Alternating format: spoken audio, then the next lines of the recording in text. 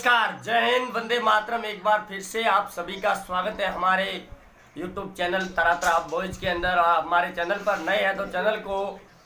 लाल button दबाकर subscribe जरूर करें। वहीं राजधानी दिल्ली से बड़ी खबर सामने निकल कर कल रात से सामने आ रही है कि पिज्जा डिलीवरी बॉय के बीमारी पॉजिटिव पाई जाने के बाद करीबन 200 लोगों को होम क्वारंटाइन के अंदर रखा गया है, जिसको लेकर केजरीवाल के सामने भी सवालों की धड़ी खड़ी हो चुकी है। अभी लगातार इस बीमारी के चलते आंकड़े बढ़ते जा रहे हैं। महाराष्ट्र, दिल्ली, राजस्थान और उत्तर प्रदेश, तेलंगाना आदि कई राज्यों के अंदर लगातार आंकड़े बढ़ रहे हैं, जिसके चलते कई मुख्यमंत्री नपते हुए भी नजर आ रहे। वहीं सीएम योगी आदित्यनाथ ने केजरीवाल को भी चेतावनी दी है कि यूपी बॉर्डर पर दिल्ली से मजदूर धीरे धीरे निकलकर चोरी छुपे आ रहे हैं, जिनके ऊपर प्रशासन या फिर दिल्ली की लोग या दिल्ली की सरकार उन्हें खाने पीने की सुविधा उपलब्ध नहीं करवा रही है, जिसके ऊपर केजरीवाल पर सवाल खड़े होते हुए नजर भी आ रहे। उसके बाद महाराष्ट्र के सीएम उद्धव ठाकरे पर भी सवाल खड़े हो रहे हैं और गृह मंत्री अमित शाह ने उन्हें कड़ी हिदायत भी दी है। फोन पर बात कर गृह मंत्री अमित शाह ने उद्धव ठाकरे से बातचीत की कि बांद्रा रेलवे स्टेशन पर जो भीड़ इकट्ठा हुई थी, उसके बाद में जो मजदूरों का लीडर था उसे अरेस्ट भी किया गया और उसके साथ पूछताछ भी जारी है कि आखिरकार लॉकडाउन 2 बढ़ाने के बाद लोग एक जगह इकट्ठा कैसे हो गए। और लोगों का ये भी कहना है कि उद्धव सरकार उन्हें खाने पीने की व्यवस्था या फिर रहने की व्यवस्था नहीं करे, जिसके बाद उद्धव ठाकरे को भी लताड़ा गया। दूसरी तरफ उद्धव ठाकरे अपनी कुर्सी बचाने के अंदर भी लगे हुए हैं लगातार, क्योंकि उद्धव ठाकरे की कुर्सी पर संकट मंडराने शुरू हो चुके हैं, क्योंकि उद्धव ठाकरे ना तो विधानसभा के सदस्य है ना विधान परिषद के, और 6 महीनों के भीतर उद्धव ठाकरे को कहीं ना कहीं लग रहा था कि वो चुनाव करवा कर वो अपनी सीट बचा लेंगे, लेकिन अब सीएम की कुर्सी बचा पाना मुश्किल लगता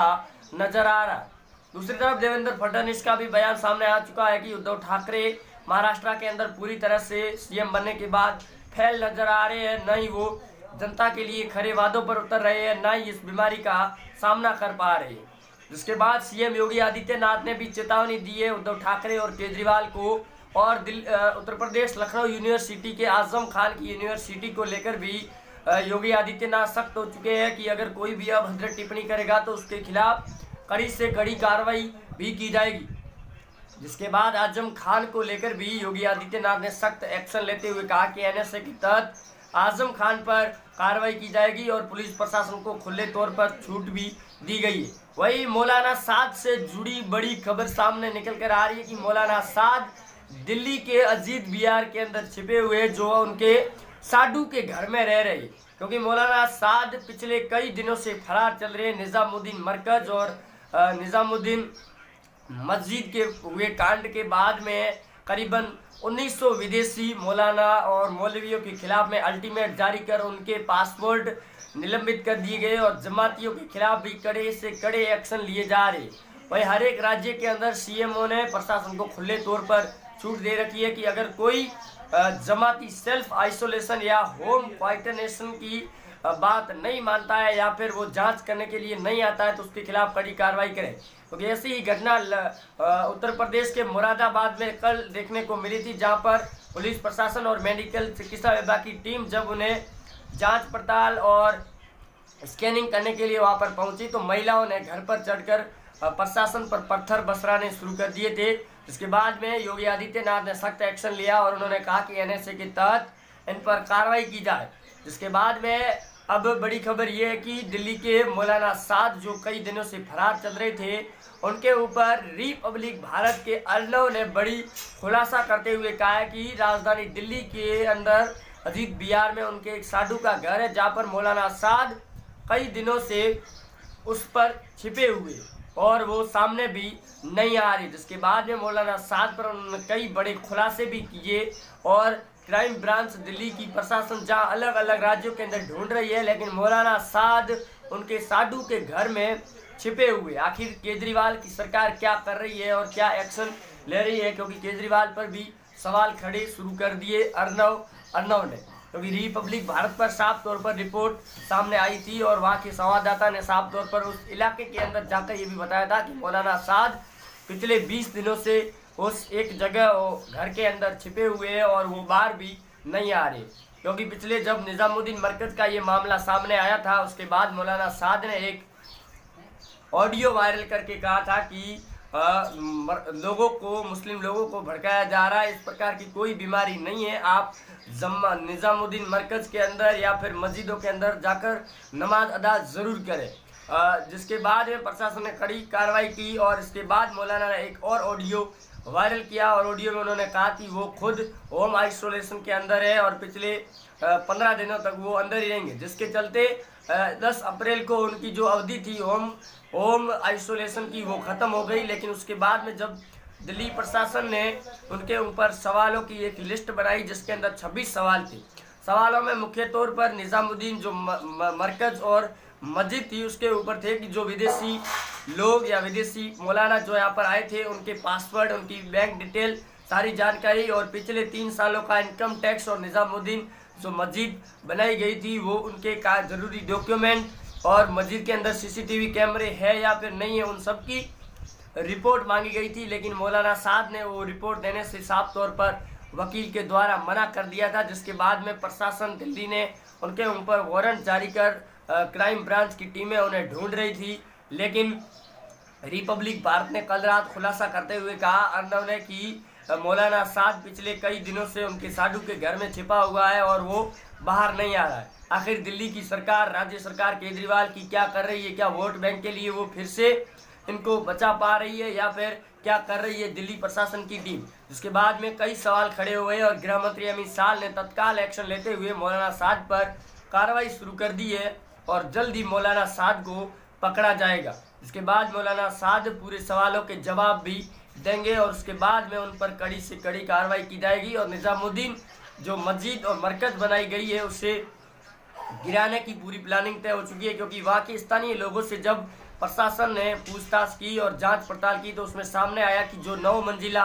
बिल्डिंग बनाई गई थी वो गैर कानूनी तरीके से बनाई गई है और उसके अंदर ना तो कोई सीसीटीवी फुटेज लगाए हुए हैं और ना ही कोई डिवाइस है। इसके चलते 9 मंजिला जो मस्जिद बनी गई थी वो गैर कानूनी तरीके से थी और वहाँ के स्थानीय लोगों ने प्रशासन से लिखित में शिकायत दर्ज भी करवाई थी। लेकिन गृह मंत्रालय और राज्य सरकार ने उस पर एक्शन नहीं लिया और आखिरकार में इस प्रकार की घटना हो गई। इसके बाद में दिल्ली प्रशासन पर भी सवाल खड़े होने शुरू हो चुके और 860 और अभी हाल ही में 1900 जमातियों पर योगी आदित्यनाथ ने भी कड़ी कार्रवाई और एक्शन लेते हुए उनको धरपकड़ कार्रवाई भी शुरू कर दी है और यूपी राज्य के अंदर जो भी जमाती पकड़ा जा रहा है उसे होम क्वारंटाइन के अंदर रखा जा रहा है। इसके बाद आइसोलेशन के अंदर भी रखा जा रहा है, उनके ऊपर नोटिस भी छपवाए जा रहे हैं। लेकिन मेडिकल टीमों के साथ में जो अभद्र व्यवहार कर रहे हैं जमाती, उनके खिलाफ अब योगी आदित्यनाथ उनको बख्शने वाले नजर नहीं आ रहे। क्योंकि मध्य प्रदेश के सीएम शिवराज सिंह चौहान ने भी अल्टीमेट जारी कर दिया है जिसके अंदर उन्होंने कहा कि अगर जमाती खुद सरेंडर नहीं करते तो उनके खिलाफ एनएसए के तहत कार्रवाई की जाएगी हर एक राज्य के अंदर। दूसरी तरफ हरियाणा राज्य के सीएम मनोहर लाल खट्टर ने भी कड़ी कार्रवाई करते हुए उन्हें सरेंडर करने के आदेश भी दे दिए हैं। तो दूसरी तरफ मौलाना साद को लेकर भी हरियाणा में आईबी टीम गठन की गई थी, लेकिन आखिरकार में मौलाना साद का दिल्ली के अंदर ही सुराग मिल चुका है और दिल्ली के प्रशासन अब लगातार उन्हें ढूंढ भी रहा है। और अब देखना ये होगा कि मौलाना साद के ऊपर गृह मंत्रालय और राज्य सरकार क्या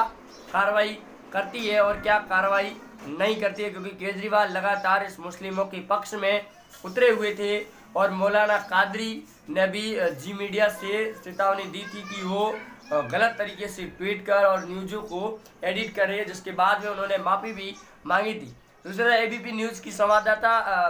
रूबिका लियाकत से लिखित में उन्होंने माफ़ी मांगी थी क्योंकि रूबिका लियाकत ने मौलाना कादरी पर कई बड़े खुलासे भी किए थे और उन्होंने ये भी कहा था कि अगर मौलाना कादरी कह रहे हैं कि मौलाना साद उस समय सही थे तो फिर इस प्रकार की बीमारी को कैसे फैलने दिया गया। क्योंकि निज़ामुद्दीन मरकज़ के अंदर जो लोग आए थे उनके बायोडाटा भी मौलाना साद नहीं दे रहे हैं, क्योंकि कई राज्यों के लोग यहाँ पर आए थे जो विदेशों से भी आए हुए थे, लेकिन उनके जो पासवर्ड थे वो किसी धार्मिक सम्मेलन के अंदर शामिल होने के लिए नहीं थे, लेकिन उन्होंने इसका उल्लंघन करते हुए धार्मिक सम्मेलनों के अंदर शामिल हुए। दूसरी तरफ खबर ये भी थी कि जो दिल्ली के शाहीन बाग में सीए, एनपीआर और एनआरसी को लेकर जो धरना प्रदर्शन चल रहा था नागरिकता संशोधन बिल के विरोध में, उसके अंदर भी उन जमातियों की पहचान हुई है और कई जमातियों की सीसीटीवी फुटेज भी मिले हैं। उनके ऊपर भी गृह मंत्रालय एक्शन लेने की तैयारी में जुट चुका है और बड़ी खबर और बड़ा खुलासा भी हो सकता है इनको लेकर। भैया आप जुड़े रहे हमारे साथ में, चैनल को सब्सक्राइब कर दें। मिलते हैं अगले अपडेट के साथ, तब तक के लिए जय हिंद, वंदे मातरम, धन्यवाद।